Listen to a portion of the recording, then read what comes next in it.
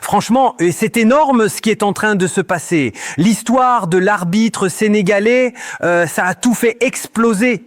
Dans le monde du foot, plus rien ne sera comme avant. Si vous aussi, vous pensez, vous sentez que l'Algérie s'est fait voler pendant ce match, n'hésitez pas une seconde. Likez cette vidéo maintenant.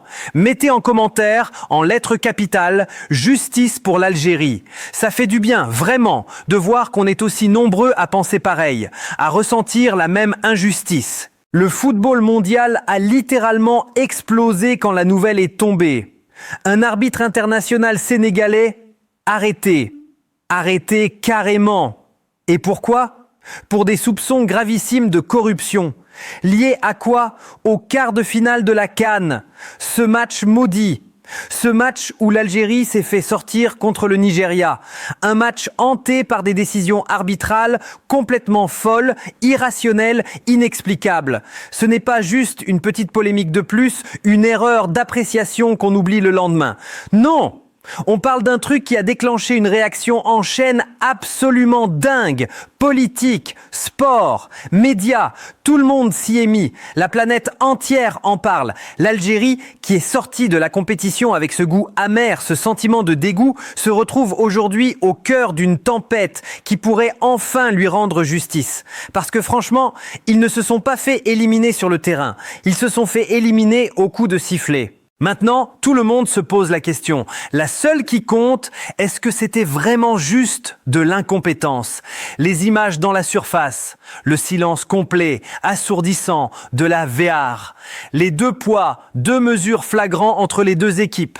Tout ça revient sur la table, avec une force décuplée. Avec les fuites qui sortent de partout, l'opinion publique mondiale commence sérieusement à se demander si ces décisions c'était de l'incompétence ou s'il y avait un truc beaucoup plus gros, beaucoup plus sombre derrière. L'Algérie a été claire dès le début. Elle n'a jamais varié. Elle veut une enquête. Elle ne lâchera rien. Pour elle, ce n'est pas une question de score, c'est une question de dignité sportive. Et la justice, ça ne se prescrit pas. Du coup, la FIFA, la toute-puissante FIFA, se retrouve sous une pression de malade, une pression jamais vue.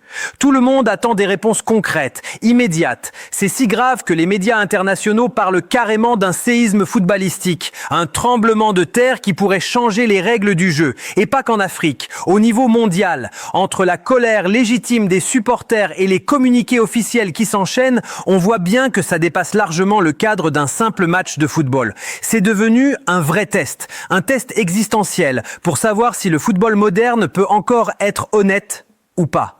Les experts en arbitrage, les plus grands spécialistes mondiaux, ont repris toutes les images du quart de finale. Ils ont tout disséqué, image par image, angle par angle. Et leur conclusion est sans appel. La VAR n'a pas été utilisée comme elle aurait dû.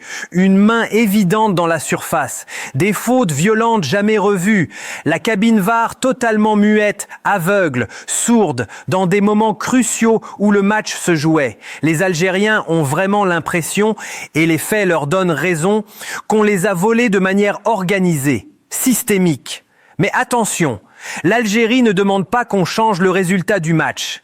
Elle ne demande pas de rejouer. Ce qu'ils veulent, c'est juste qu'on connaisse la vérité. D'ailleurs, des anciens présidents de commissions d'arbitrage l'ont dit clairement. La VAR, c'est censé être une sécurité, pas un mur de silence. Et à chaque nouvelle analyse qui sort, la pression monte encore plus sur cet arbitre sénégalais dont le nom circule partout dans les fuites. On ne peut plus se contenter d'explications vagues, du genre « c'est l'angle de vue » ou « c'est une question d'interprétation ». Ça ne suffit plus. L'Algérie est prête à balancer tous ces documents, toutes ces analyses. Pour eux, c'est la dignité de la compétition elle-même qui est en jeu. Les supporters algériens voient dans tout ça une dernière chance, peut-être l'unique chance, d'obtenir justice après des années de doute et de frustration.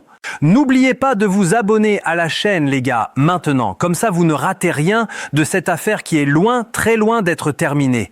La FIFA a réagi, mais clairement, elle a réagi en retard. Par contre, sa réaction est importante. Il faut le souligner. Il parle d'ouvrir une enquête indépendante sur l'arbitre sénégalais, sur l'équipe VAR, sur tout le système de désignation. Et surtout, ils reconnaissent à demi-mot que ce qui s'est passé pendant Algérie-Nigeria, ce n'était pas juste une petite erreur normale. D'après des sources très bien informées, la FIFA est face à un vrai test existentiel. Parce que si elle ne fait rien, si elle enterre l'affaire, ça veut dire qu'elle accepte qu'on truque la justice sportive. En coulisses, ça s'agite. On parle de pression politique et sportive qui se croisent, des fédérations qui veulent des explications, des supporters qui menacent de boycotter, des sponsors qui regardent tout ça avec une inquiétude grandissante. L'Algérie insiste bien. Leur objectif, ce n'est pas la vengeance, c'est de réparer le système. Pour eux, le match n'a pas été décidé par le talent des Nigérians, mais par une accumulation de décisions arbitrales bizarres, suspectes, qui ont complètement déséquilibré la rencontre. C'est cette injustice-là qui reste gravée dans les mémoires. Et c'est pour ça que l'affaire prend une telle ampleur. L'enquête, d'après ce qui fuite, ne se limite pas aux images du match. Ils vont beaucoup plus loin. Ils vont regarder les communications audio entre l'arbitre et la VAR, les horaires, toute la chaîne de décision dans la cabine VAR. Et là, le nom de l'arbitre sénégalais revient comme un maillon d'une chaîne beaucoup plus grosse. Si les soupçons se confirment, les sanctions pourraient être historiques. Un précédent mondial dans la sanction de l'arbitrage au plus haut niveau. Pour l'Algérie, c'est le premier vrai espoir depuis très longtemps. Ce qui est fascinant, terrifiant même dans cette histoire, c'est comment un seul match peut révéler les failles béantes de tout un système. On ne parle pas juste d'une erreur d'arbitrage classique, humaine. On parle d'un enchaînement de décisions qui ont toutes été dans le même sens. Toutes au détriment de la même équipe. Et ça, statistiquement, c'est presque impossible si tout se passe normalement. Les analystes sportifs du monde entier ont disséqué ce match sous tous les angles. Certains ont même fait des simulations pour montrer ce qui aurait dû se passer si les règles avaient été appliquées correctement. Le résultat, au moins 3 décisions majeures auraient dû être revues par la VAR. 3 décisions qui auraient pu changer le cours du match, le cours de l'histoire.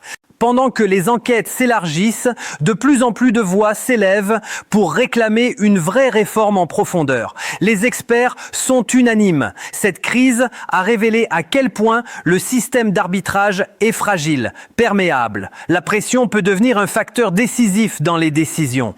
On parle maintenant de rendre la VAR vraiment indépendante, d'unifier les critères, d'empêcher toute influence extérieure. L'Algérie, qui s'est longtemps sentie victime de 2 poids, 2 mesures, voilà une opportunité unique de remettre les choses à leur place.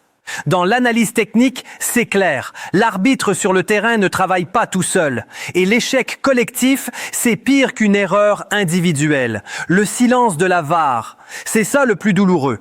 Parce que ça annule toute la fonction de révision qui existe justement pour garantir la justice. Ce qui rend cette affaire encore plus symbolique, c'est qu'elle arrive à un moment crucial. Le football africain essaie de se professionnaliser davantage. La CAN est devenue une compétition de plus en plus regardée, de plus en plus prestigieuse. Les sponsors investissent des millions. Les télévisions perdent des droits de diffusion importants. Et tout ce système repose sur une seule chose, la crédibilité des matchs. Si les supporters commencent à penser que les résultats sont truqués, que les dés sont pipés, c'est toute l'industrie qui s'effondre.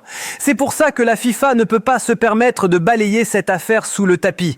Il y a trop d'argent en jeu, trop de réputation à perdre. La FIFA commence à parler de commissions indépendantes, de formations supplémentaires, de mécanismes de contrôle plus stricts. Pour les supporters algériens qui suivent tout ça avec une attention fébrile, ce n'est plus juste une question sportive. C'est une question de confiance. Soit la justice revient par une sanction transparente, exemplaire, soit on ajoute une page de plus au registre des doutes et du cynisme. Entre tous les communiqués qui s'enchaînent, on sent bien que le football africain et mondial est à un tournant. Un tournant qui pourrait redéfinir la relation entre l'arbitre, la technologie et le public. Parce qu'au fond, la technologie était censée résoudre ces problèmes, pas les aggraver. Certains observateurs vont même plus loin. Ils estiment que cette affaire pourrait marquer un avant et un après dans l'histoire du football, comme le scandale du Calciopoli en Italie, ou celui de la corruption à la FIFA qui a mené à l'arrestation de plusieurs dirigeants mondiaux. Ce sont ces moments où le football est forcé de se regarder dans le miroir et de se demander s'il veut vraiment continuer comme ça. Les réseaux sociaux ont joué un rôle énorme, décisif dans cette affaire.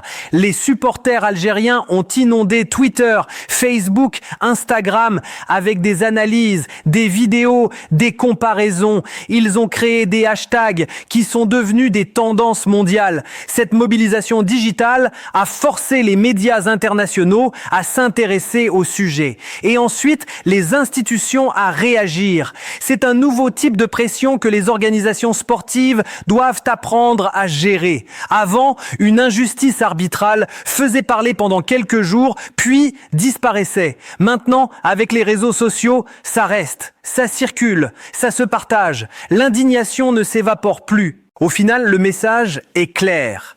La justice, ce n'est pas une option, c'est la base du jeu. L'Algérie, qui a perdu ce quart de finale contre le Nigeria dans une ambiance arbitrale complètement controversée, se rapproche d'une reconnaissance morale qu'elle attend depuis longtemps. Pas parce que le résultat va changer, mais parce que la vérité commence enfin à sortir du puits. La FIFA, sous une pression jamais vue, est obligée de prendre des mesures qui redonnent confiance et qui fondent une nouvelle ère de transparence. Parler de sanctionner l'arbitre sénégalais et de revoir le rôle de la VAR, ce n'est pas la fin de l'histoire, c'est le début d'un vrai processus de réforme. L'Algérie l'a bien dit. Ce qu'elle cherche, c'est protéger la compétition pour que ce scénario ne se répète jamais avec aucun autre pays. Parce qu'aujourd'hui, c'est l'Algérie. Demain, ça pourrait être n'importe quelle autre nation. Et si on laisse passer ça, on dit essentiellement que le football, ce n'est pas un sport où les règles comptent. Les supporters qui ont levé le slogan « Justice pour l'Algérie » voient dans ces développements une reconnaissance implicite qu'on ne peut pas cacher l'injustice éternellement. Ils savent que leur équipe ne remontera pas sur le terrain pour rejouer ce match. Ce qu'ils veulent, c'est que leurs enfants, la prochaine génération de footballeurs algériens, puissent jouer dans un système plus juste.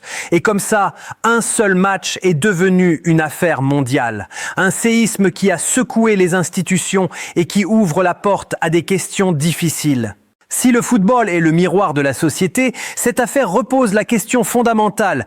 Est-ce que le jeu peut se réparer lui-même ? Pour l'Algérie, se rapprocher de la justice, c'était déjà une victoire morale. Et un message, quand on élève la voix pour défendre ce qui est juste, on peut arriver à nos fins, même si le chemin est long, même si ça prend des mois, même si ça prend des années. Cette affaire nous rappelle aussi pourquoi on aime le football. Pas pour les scandales, évidemment, mais parce que c'est un sport qui peut unir des millions de personnes autour d'une cause. Quand l'Algérie s'est sentie lésée, ce ne sont pas juste les Algériens qui se sont levés. Des supporters du monde entier qui ont vécu des situations similaires avec leurs équipes se sont solidarisés. Allez, n'oubliez pas de liker cette vidéo si vous pensez que l'Algérie mérite justice. Laissez un commentaire pour me dire ce que vous en pensez vraiment de cette affaire. Abonnez-vous à la chaîne si ce n'est pas déjà fait et activez la cloche de notification pour ne rater aucune mise à jour sur ce dossier qui est loin d'être terminé. Parce que croyez-moi, on n'a pas fini d'entendre parler de cette histoire. Monsieur,